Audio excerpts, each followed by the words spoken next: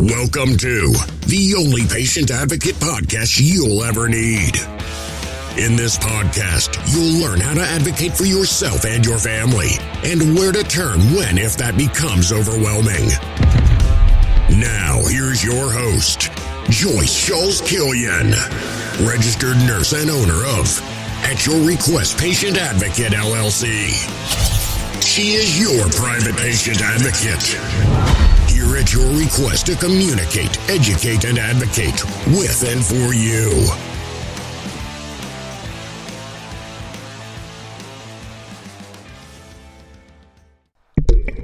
Hi, everyone. I'm Joyce Schultz-Killian, a registered nurse for 27 years and in healthcare since I was 18 years old. I'm the owner of At Your Request Patient Advocate, LLC, and I'm here at your request because I am your private patient advocate, helping you navigate healthcare one puzzle piece at a time by educating, advocating, and communicating with and for you. I'm hoping to give you the tools you need to be your own best private advocate. Find me on Facebook at Your Request Patient Advocate, and on Instagram at JSKICURN, and hit like and subscribe if you like what you hear, and tell your friends also. Thanks. So I realized when I had finished the last podcast what an advocate can do for you. I left out three very important things, the three things that are in my intro in what I say I do.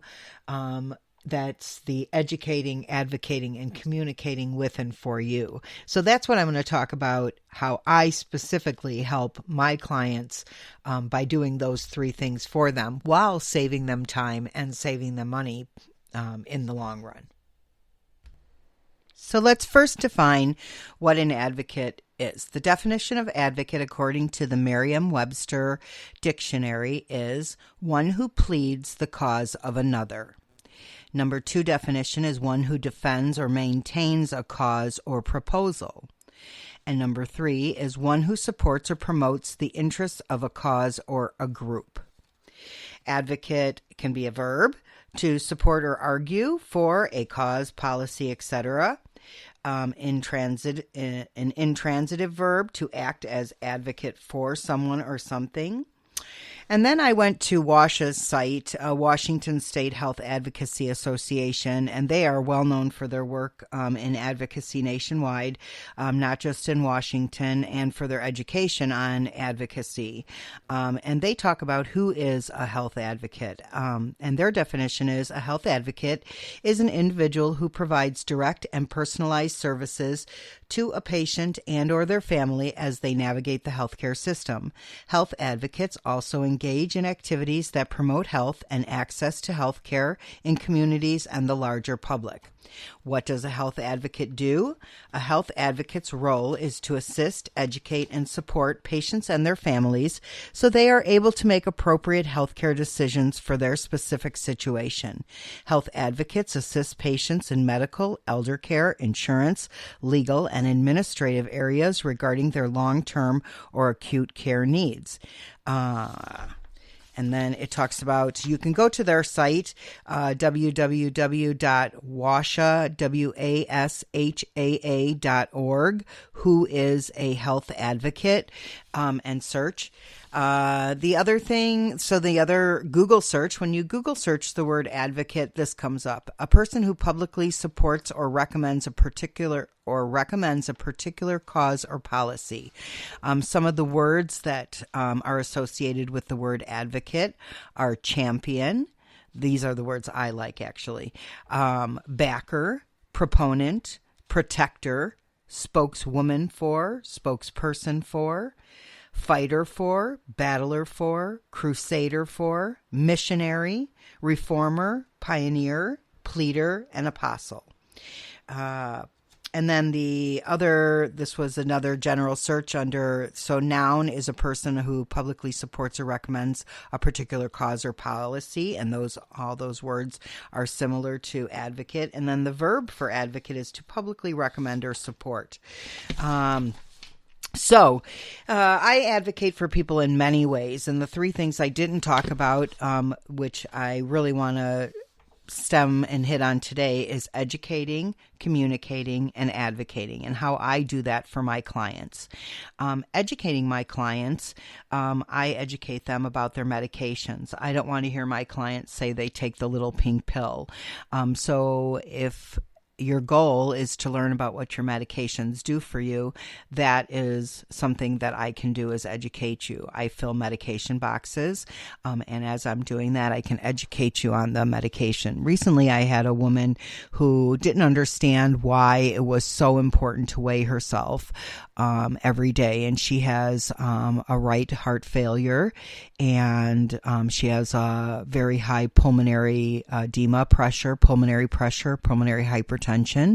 And in explaining that condition and educating her on the condition, I kept telling her how important it was to weigh. And it wasn't until the two proponents of what a liter of fluid weighs and how that affected her breathing and affected her body really then meant to her. Then she finally got it. I can talk till I'm blue in the face about how a weight gain of, that on a good day I couldn't gain 2 pounds at a buffet, and that if you have a weight gain of 2 pounds in a day, you should be calling me so that I can call the doctor and get on the phone and see if maybe you need an extra diuretic or something like that. And she just couldn't get it.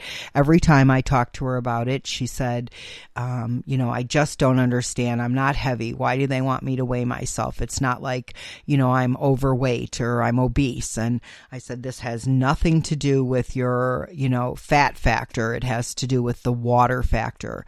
And then she went in and she had a Plerex drain placed in her lung to combat the fluid that had built up in there, and now we can drain her lung anytime we need. And the first day they took off 1.1 liters of fluid, which is 2.2 pounds, over 2.2 pounds. It's a kilogram. And every liter of fluid that you have extra on your body is a kilogram of weight. So 2.2 pounds.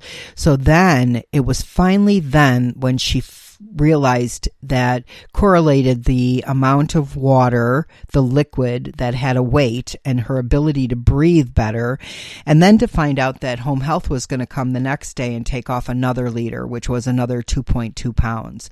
And then in talking to her about the weight, she saw that reflection in her weight. And instead of being around the 140 mark, she's around the 135 mark now. And that's where we need to, that's her baseline. And that's important to know, because if we go 2 pounds over that 135 mark, that's when we need to either be calling somebody to drain her lung again, or to be asking for an extra diuretic, if that was a simple congestive heart failure case.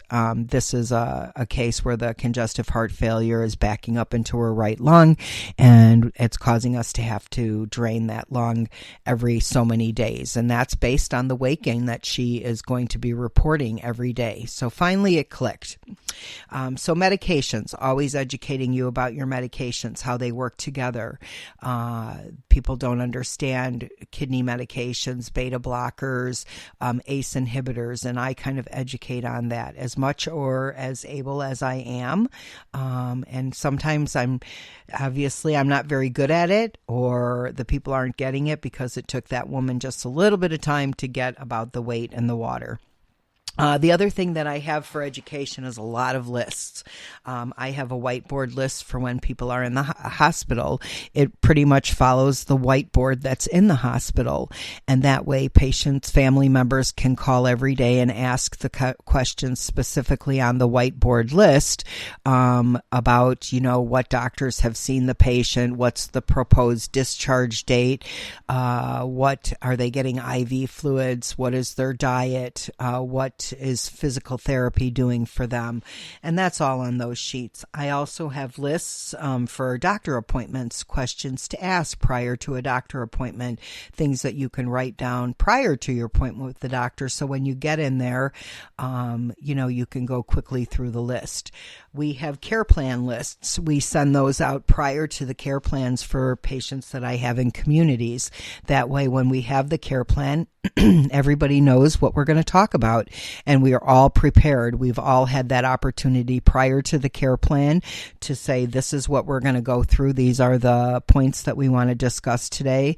If there's anything else that's above and beyond the list, but that way it keeps it to a timely manner. Everybody is, has been informed beforehand, so there's no surprises and questions unless something comes up in the interim during the care plan. But, we have those lists, and they're made up prior to the care plan so that everybody is informed. And based on the patient, each individual patient, I have a set of standard care plan questions, and then we elaborate based on the specific patient that we have. The other lists that I have are questions for home health companies. I also have questions for hospice interview. And I've talked about how every hospice gets the same amount of Medicare funding.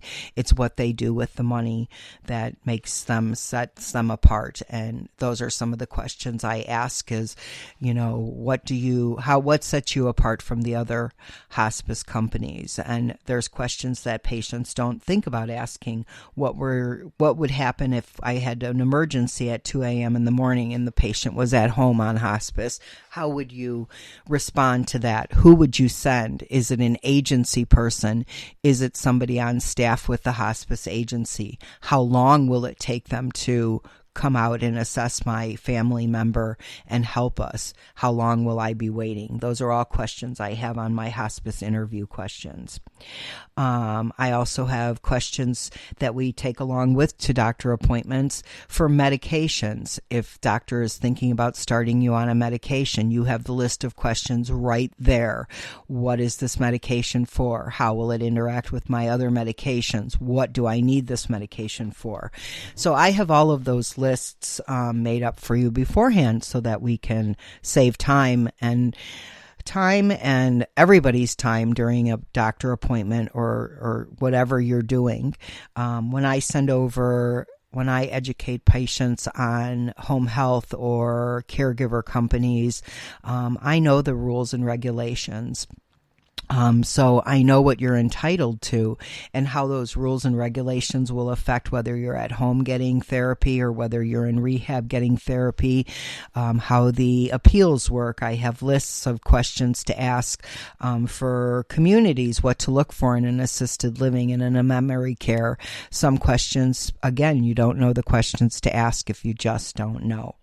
So that's kind of how I can help with education.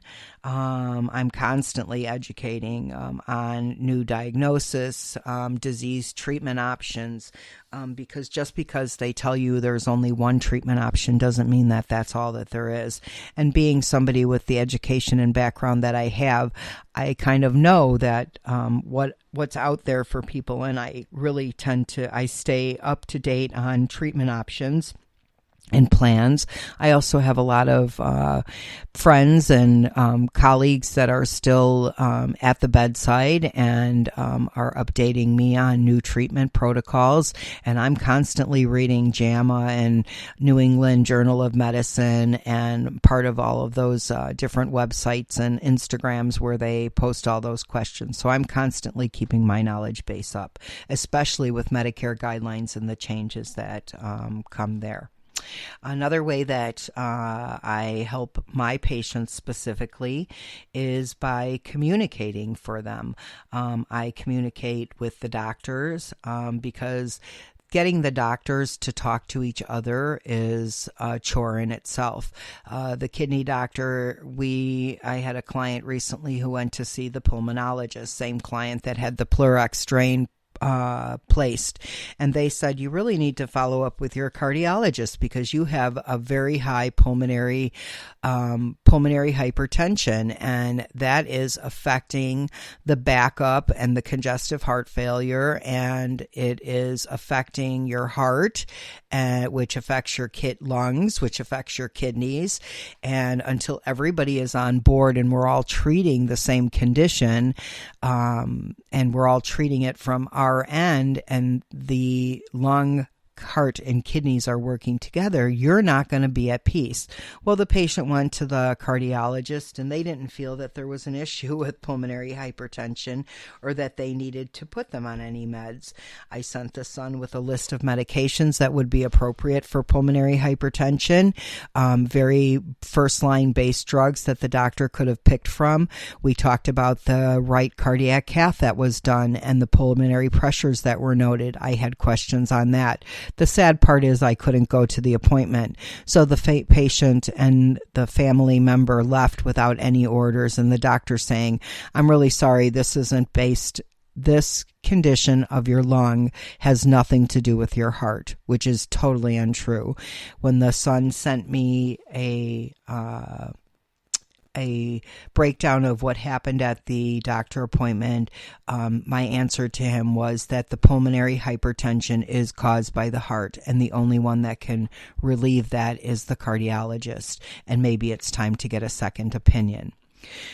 So that's where we'll go from there, is to go and see somebody else, because there are very basic treatments for pulmonary hypertension, and that could help to relieve this person's problem. They're already on kidney medications. They're already on their pulmonary is being managed and maintained by the pulmonologist. The kidney doctor has effectively changed the treatment based on what the pulmonologist said, and to avoid the kidneys taking a hit and having to overact and compensate for the heart and the lungs. He's adjusted medications for that with a fluid restriction, a salt restriction, those kind of things. And we're just waiting for the cardiologist to get on board. So that's our next thing, is to make another appointment. So that's how I communicate with doctors. I try to get all of the doctors on board. Well, we were just at the pulmonologist, and this is what the pulmonologist said. There was a right heart cath that was done. Do you note the pulmonary pressures? Why aren't we treating those pulmonary pressures? And that's what I would do. I help to communicate with family members. Some family members, it's easier for me to go along on an appointment, take notes, and then send out one email to everybody. Same thing with care plans. When we have care plans, I will do a whole synopsis afterwards and send out a whole synopsis of what our meeting was about to all of the family members, so everybody is on board, whether it was somebody who could attend the care plan or somebody who couldn't attend the care plan. Other ways that I help with family members is in helping to communicate with family members who aren't in agreement. I have a lot of family members who the healthcare power of attorney is one person and a financial power of attorney is another person. They can be in two different states. They both want mama to live with them, and they both want her close to them, and it's kind of hard for them to agree. So I come in and I communicate and advocate for the patient by doing a checklist of pros and cons and what the patient wants, talking to the patient, definitely supporting what their goals are, and then helping to have a meeting with those family members to help to get them together and be able to come to a decision so that the family member in question, can have the best quality of life. That's my job. I am to support. As Washa said, I'm to assist, educate, and support patients and their families so they're able to make appropriate healthcare decisions. That is my role as an advocate. And then the last thing that I do is advocating for my patients, and I do that in several ways. Again, I know all the rules and regulations that are involved with Medicare and Medicaid, home health care guidelines, physical therapy guidelines, the guidelines after a hospital stay. I know what gets to rehab at a hospital stay. I know how to advocate and fight for a patient who's been admitted to the hospital in observation status and not really admitted to the hospital. When congestive heart failure, I talk a lot about congestive heart failure. It's one of the most easily managed conditions if the patient is fully on board. So the patients would come in certain conditions when you come into the hospital: pneumonia, an infection, congestive heart failure. Those conditions, once you leave the hospital, if you come back within 30 days, Medicare says that somebody didn't do their job. They're saying, the patient went home, home health care didn't follow up quite extensively, they didn't do the education that was needed about diet and restrictions, maybe fluid restrictions, nobody opened any cabinet doors, somebody didn't do their job. The hospital maybe didn't send them home with the correct discharge instructions. Someone didn't do their job. So we're not going to pay if that person comes back into the hospital within 30 days. So instead of coming up with a way to prevent that, to relieve a patient from going home and coming back into the hospital by developing some kind of plan about how we were going to keep them out of the hospital decided that they would create observation status. So when you came into the hospital before that 30-day period, Medicare says, I'm not paying the hospital. And so now the burden of payment goes on to the patient. It's an observation. They don't know that. Some patients can stay in the hospital for 2 weeks in observation status, and they don't know that they haven't been admitted. There is a law now that says that they have to be told, but still, in a very critical time when you're under duress, a heart condition that's making you have difficulty breathing, or you're in a funky rhythm, and again, you can't concentrate. You're really trying to concentrate on getting well, and now they're coming in and telling you, oh, you're on observation, I just want to let you know. And they might not even explain what that means to you. So that's kind of where they get around that.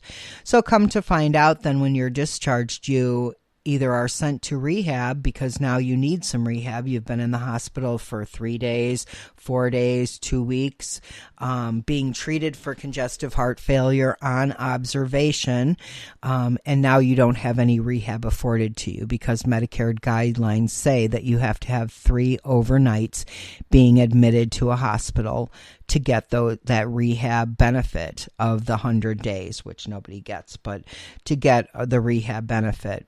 Me, as a nurse, can come in and I can advocate for you at the hospital, and I can say, hey, wait a second, hospital, you're treating this patient with Bumex, a diuretic, you're weighing them every day. You have them on a fluid restriction.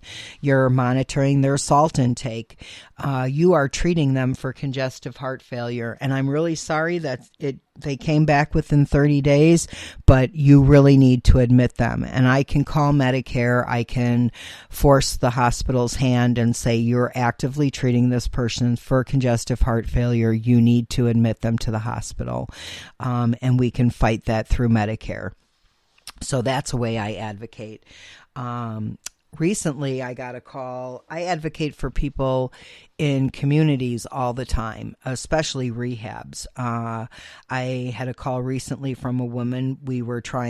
She was discharged from the hospital, and we were planning on where she was going to go, and she had one rehab facility that all of her friends had recommended, and she decided that she didn't want to be in a community like that with, that kind of community that was really a residential kind of community, and she wanted to go to a true rehab. So I got her into a true rehab and some very selective place that not a lot of people get into, but I had them send over the clinicals, and she was approved because I know what the guidelines are. She had medical conditions that still needed to be treated, and she needed physical therapy prior to returning home. So I called the discharge planner, had her send the clinicals over to that specialty rehab, and the woman was accepted. Now, within the first couple days of being there, she wasn't treated as we thought she was going to be treated, and she called me crying, saying that, again, I'm not being treated. I don't have any therapy from 8 to 11 today. They're telling me my therapy is just my shower at 11:30. Why do I have to wait for a shower at 11:30? Why don't I have anything going on in the morning? They're making me wear a brief now. I've never worn a brief in my life. I've always, just worn a pad. Well, one phone call to the liaison and the community liaison, social worker at this special rehab. And next thing we know, they're calling, meetings with the team, and everybody's being talked to. And I don't know if they didn't think this woman had a voice, but she did have a voice, and she called her advocate. Though I feel bad that she didn't feel comfortable speaking up to them and saying, hey, this is not how I should be treated. But within 12 hours, she texted me and said, thank you. The phone calls you've made have turned things around, and they are treating me with respect. I'm getting therapy all day long, and the plan is for me to be discharged on Wednesday home, and I feel comfortable about that. So that's how I advocate for people. Sometimes I tell people when they call me and we're talking, their situation isn't really somebody who can use an advocate. So I'll say to them, I'll give them advice on what to do. I'll give them my care plan questions. If they're heading into a care plan, I'll say, you're doing a fine job advocating right now. I don't think you need anybody, but if you run into a glitch, you have my number. But just tell them you have an advocate, or you're thinking of hiring an advocate. And let me tell you, everything changes when you tell the people that you are considering getting an advocate, or that you have an advocate. I often tell people, before they choose a specific place to go, let them know that they're working with an advocate, because you want to make sure that they're going to willingly work with me, or the advocate that you choose. There are a lot of places that will give a hard time. They know that an advocate knows the rules and regulations. So they'll make up things like, well, we can't really talk to them because of HIPAA regulations. Well, no, there's HIPAA where you give me permission to have a communication with them. So that's very easily rectified. It's how the facility responds to that. What was I going to say? Back to the person in the hospital that is back in admission. So my goal when people get out, and what I tell people about congestive heart failure and conditions that are easily treated at home, is you have to be very honest with people about what their condition is. And sometimes people have no idea what their condition is. So I'll say to them, what is your understanding of, your medical diagnosis of congestive heart failure? What does that mean to you? And then I know where I have to go to educate, and then to advocate, and then to communicate with them. Again, I'm still learning about all of these different aspects, because everybody learns in a different way. That I couldn't get through to my one client about the weight really bothers me. I have to think of a different way to be able to do that. Maybe carry a liter bottle of water with me, or ask them to bring out a liter of Pepsi or something to show them. When I deal with congestive heart failure patients and I'm in their home, clients, and I'm in their home, I open their cabinets. One of the easiest things for seniors to buy and prepare for themselves are those already prepared meals that are heat and serve, or soups, and canned vegetables. Canned vegetables, soups have a high sodium level in them. Canned vegetables, I'll tell people to rinse, but I open cabinets. I educate people based on where they're living, where they are now, and where they want to go. If somebody doesn't want to be on a low salt diet or can't maintain their fluid restriction, then I let them know, hey, this is what's going to happen. And at least then they're making an educated, informed decision. And then I document that I've educated them about that these choices they're making with these high calorie or high salt foods are affecting their health, and they could be affecting their pulmonary status or their kidney status or their heart status, or all of those things, because they all work together. So that's how I communicate, educate, and advocate with and for my clients. It's a continual process that I am still learning how to do and keep myself up to date on new communication processes and new education processes. And I'm constantly educating myself so that I can educate my clients. I'm constantly learning about better ways to communicate.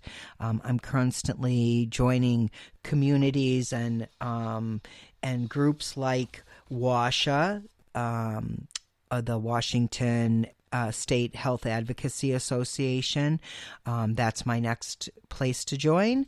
They are an amazing organization, and I would encourage anybody who's a caregiver to look them up, because these organizations that help to teach about advocacy will help you, like I'm trying to help you, to learn what to look for in an advocate. I always even tell my patients when they call me up. I recently had a referral that came over to the Chicago Greater Advocates, and they were trying to find me based on a referral from a lawyer. And when we talked, he said, "This all sounds great. Send me over all your information." And I always send them a link to the AFA, to the Alliance of Professional Health Advocates, and tell them to Google patient advocates and see what else comes up, and so that they can at least interview 2 more people so that they have all of the information they need to make a decision on who's a good advocate for them. I don't want them just calling me. So I will do that, especially, if it's somebody looking and searching on the internet. I will encourage them to look for several other advocates and interview them also. So some of the topic ideas, potential. So that's how I communicate, advocate, and educate for, with, and for you. And that's going to wrap up the podcast for today. And I hope that helped you to understand a little bit more about how I do those things for my clients. Every advocate is different. Every advocate has their own personal style. My style is a lot different from other people's, and I might not be a good fit for you. I'm always willing to share my lists and all those things. I can put a link in my podcast bio for my website. My email. You can always reach out to me if you're looking for a certain list or have some questions. I'm always willing to help people. I always say it's easier to text me. I can answer you easier that way. So once again, on that note, I would like to thank you all for listening. If you like what you hear, please hit subscribe and tell your friends. I would like to thank everyone who has helped me take the plunge, not only in this podcast, but with every dream I've had in the past 8 years. Thank you to everyone who's supported my dreams. Remember, I am your private patient advocate, and I'm here at your request to help you navigate the healthcare system one puzzle piece at a time by communicating, educating, and advocating with and for you. I'm here at your request because I am your private patient advocate. Find me at Facebook at Your Request Patient Advocate, and on Instagram at JSKICURN. Hit like and subscribe, and you can also find me on Twitter at RN Advocate, the number 4 and the letter U. So RN Advocate for you. Thanks and have a great day. Looking at some suggestions for podcasts in the future. I've already hit who I am and why I do this. I'm thinking about advanced directives, when, what, and how, medication errors and how to avoid, hospital safety, ER through discharge. We've already talked about picking an advocate. I have resources to have on hand. The hospice benefit. I'm a huge proponent of hospice. Earlier than later, hospice is very much got a very bad stigma, and I would like to remove that. Another topic is I'm a guardian and why I don't use it. And another topic would be after you're discharged. Looking for guests also on my podcast, and I have some ideas there. I have an ElderWorks person. I'm looking at long-term care insurance and an insurance advocate for proponents. I'm looking for other advocates. I have a neuropsych I have in mind that I would love to talk to. I have community organization people who pack up seniors. I'd love to talk to them. I have maybe counselors I'd love to speak with. And then music. Music therapy is a huge proponent in stroke healing and in Alzheimer's treatment. So I love to talk about music and music therapy. So once again, thank you and have a great day.